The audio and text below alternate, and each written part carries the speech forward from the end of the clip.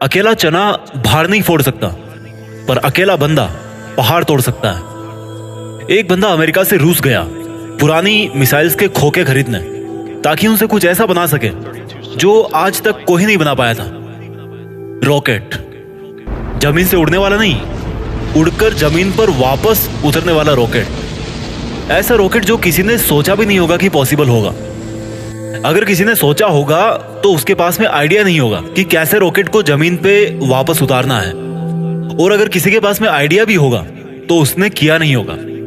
लेकिन ये बंदा जो रॉकेट की एबीसीडी भी नहीं जानता था, जिसने किसी भी कॉलेज में कोई रॉकेट इंजीनियरिंग की डिग्री नहीं ली थी, वो बंदा ऐसा रॉकेट बनाने चला था जो उस टाइम की रॉकेट बनाने वाली बड़ी बड़ी कंपनीज को भी नहीं पता होगा।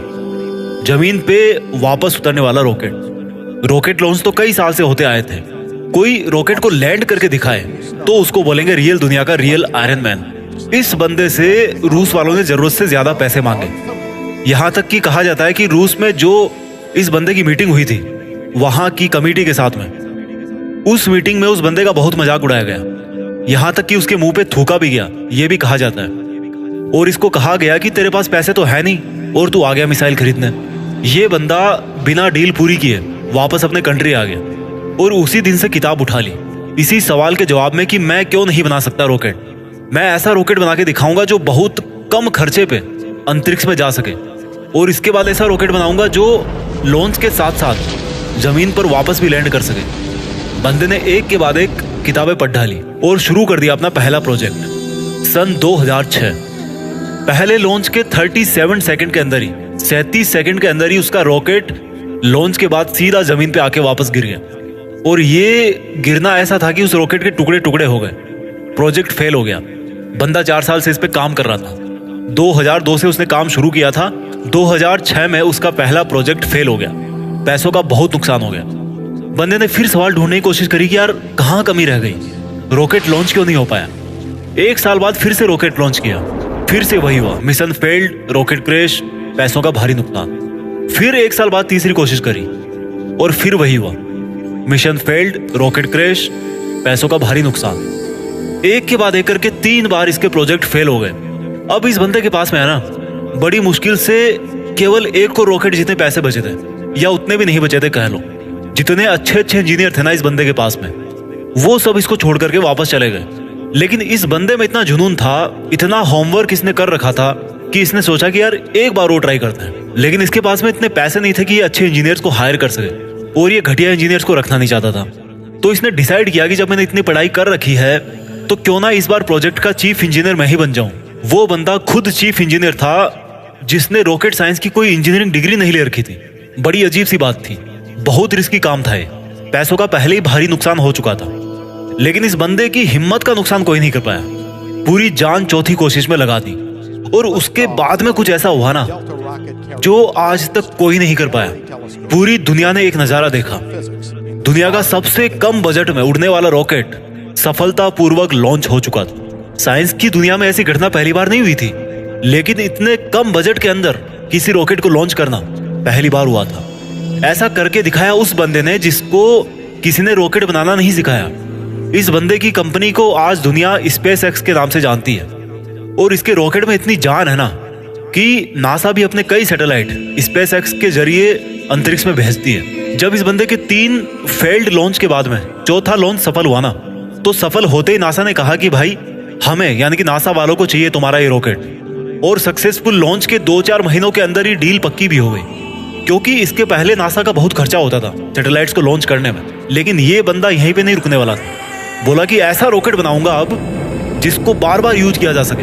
आमतौर पे क्या होता है कि जब किसी सैटेलाइट को स्पेस में लॉन्च करना होता है तो वो सैटेलाइट को अंतरिक्ष में लेकर के जाता है, साथ साथ में उसको कैरी करने वाला रॉकेट भी उसके साथ में चला जाता है। वो उसको आप यूज नहीं कर सकते दोबारा, क्योंकि वो खत्म हो जाता है, यूज करने लायक वो बचता ही नहीं है। यानी कि ये बंदा ऐसा रॉकेट बनाना चाहता था जो अंतरिक्ष में जाकर के अपना काम करके सुरक्षित वापस जमीन पे आकर के लैंड हो जाए, ताकि उस रॉकेट में केवल फ्यूल भरना पड़े और फिर वो वापस स्पेस में जाने के लिए तैयार हो जाए।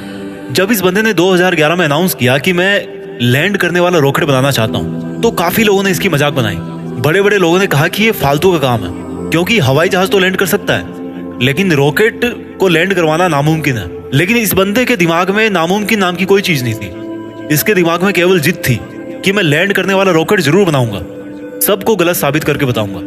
बंदे ने अगले 4 साल तक दिन रात एक कर दी, बहुत सारे फेल्ड रॉकेट टेस्ट किए। आखिरकार 2015 में पूरी दुनिया ने फिर से एक बार इस तरह का नजारा देखा जो वो आज तक हॉलीवुड की फिल्मों में ही देखती आई थी। इस बंदे ने लैंड करने वाला रॉकेट बना दिया, असंभव संभव हो गया। और ये बंदा फिर नहीं रुका। उस अंतरिक्ष में जाने वाले सैटेलाइट कैरियर रॉकेट को इसने पानी पे तैरते हुए प्लेटफॉर्म पर बड़ी एक्यूरेसी के साथ में लैंड करके दिखाया। कमाल का बंदा है। रॉकेट अंतरिक्ष में जाता है और सैटेलाइट को अर्थ की ऑर्बिट में छोड़कर 10-12 मिनट में वापस आकर के अपनी जगह पे खड़ा हो जाता है। इस बंदे को यार अगर रियल दुनिया का आयरन मैन नहीं बोलेंगे तो फिर किसको बोलेंगे और क्या बोलेंगे?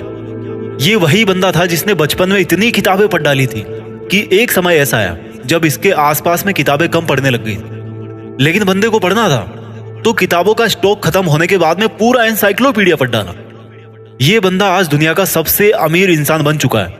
वो बंदा जिसका यह कहकर मजाक उड़ाया गया था कि तुम्हारे पास पैसे तो है नहीं, तुम आ गए मिसाइल खरीदने। आज इस बंदे की औकात इतनी बढ़ चुकी है ना कि वो वैसा कमेंट करने वाले लाखों बंदों को खरीद सकता है। ये सच है, पैसा इंसान को खरीद लेता है यार, यही सच्चाई आज की। और ये बंदा अमीर क्यों नहीं बने? क्योंकि ये डिजर्व करता है। एलन मस्क, नाम तो सुना होगा। इस नाम में जान है क्योंकि इस नाम के पीछे जो बंदा है ना उसके नॉलेज में जान है। कहानी यहीं पे खत्म नहीं होती। एलन मस्क ऐसे बहुत सारे काम करना चाहते हैं जो आज शायद इम्पॉसिबल लगते हैं, पर यह नहीं भूलना चाहिए कि वो लैंडिंग वाला रॉकेट भी किसी टाइम पे इम्पॉसिबल लगता था। इनके बहुत सारे ऐसे प्रोजेक्ट चल रहे हैं जिनके बारे में कोई सोच भी नहीं सकता। इनमें से एक फेमस प्रोजेक्ट है हाइपरलूप, जिसमें जमीन पर हवाई जहाज से भी ज्यादा स्पीड पे ट्रेवल करने का प्रोविजन होगा। ऐसी टेक्नोलॉजी होगी। अब थोड़ी सी जरूरी बात करते हैं। भारत, हमारे कंट्री में दुनिया के सबसे ज्यादा जवान लड़के और लड़कियां हैं, इतने ज्यादा कि कई देशों की टोटल पॉपुलेशन भी इतनी नहीं है। हमारे कंट्री में भी ऐसे टैलेंट की कोई कमी नहीं है। जरूरत है तो सोच को विजन देने की, विजन के लिए आइडिया जनरेट करने की और आइडिया को एक्शन में बदलने की। एलन मस्क का प्लान है कि नियर फ्यूचर में हम धरती के अलावा भी कोई ऐसी जगह ढूंढना चाहते हैं, ऐसी जगह पे अपनी बस्ती बनाना चाहते हैं जहां पर इंसान सुरक्षित रह सके।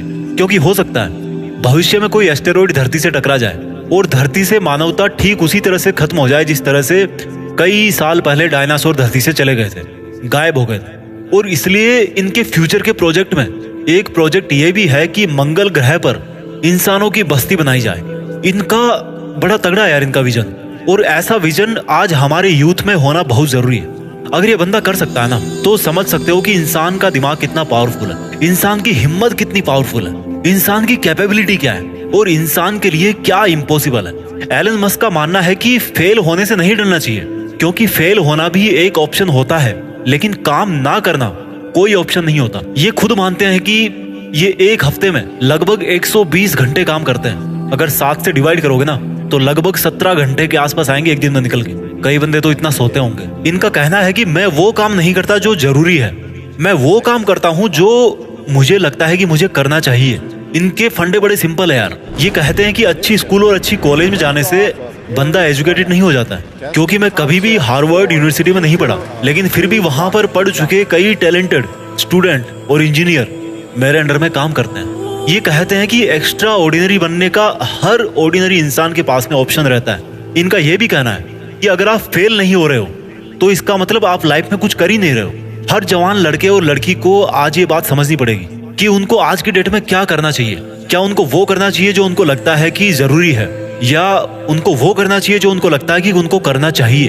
इंसान तब ज्यादा बेहतर कर पाता है जब उसको पता होता है कि उसको क्या करना चाहिए। एलन मस्क को किसी ने रॉकेट साइंस नहीं पढ़ाई थी, पर इनको लगा कि उनको रॉकेट साइंस पढ़नी चाहिए, तो इन्होंने खुद पढ़ी, क्योंकि इनको पता था कि इनको क्या करना चाहिए। आज की डेट में किसी बंदे के लिए कुछ करना मुश्किल नहीं है। अगर मुश्किल है तो वो ये है कि उसके पास में कोई गोल ही नहीं है, उसको पता ही नहीं है कि उसको करना क्या है। लक्ष्य निर्धारित नहीं करना सबसे बड़ी प्रॉब्लम है। फेल होना कोई प्रॉब्लम नहीं है। एलन मस्क का मानना है कि नॉइज से ध्यान हटाकर सिग्नल की तरफ ध्यान दिया जाना चाहिए। उनका मानना है कि प्रॉब्लम कोई प्रॉब्लम नहीं होती, प्रॉब्लम का सॉल्यूशन ढूंढना एक प्रॉब्लम है। शब्दों में थोड़ा सा फेरबदल करने से पूरा वाक्य जो है ना, उस पूरे वाक्य का अर्थ बदल जाता है। और माइंड में थोड़ा सा विजन आपकी पूरी जिंदगी बदल के रख सकता है। अगर आपकी लाइफ में कोई प्रॉब्लम नहीं है ना आज, तो प्रॉब्लम क्रिएट करो खुद के लिए। कैसे करोगे? एक बड़ा लक्ष्य निर्धारित कर। हमारे देश के युवाओं को आज इस क्रांतिकारी मनुष्य से सीखने की जरूरत है। हालांकि ये भी सच है कि हमारा देश ऐसे क्रांतिकारी युवाओं से भरा पड़ा है, बस उनको अपने आप को पहचानने की जरूरत है। वो बंदे भी एलन मस्क की तरह कुछ ऐसा कर सकते हैं जो कोई सोच भी नहीं सकता। दम है तो कुछ बड़ा करके दिखाओ। देश में अपना नहीं, बल्कि दुनिया में देश का नाम कर जाओ। जय हिंद, वंदे मातरम।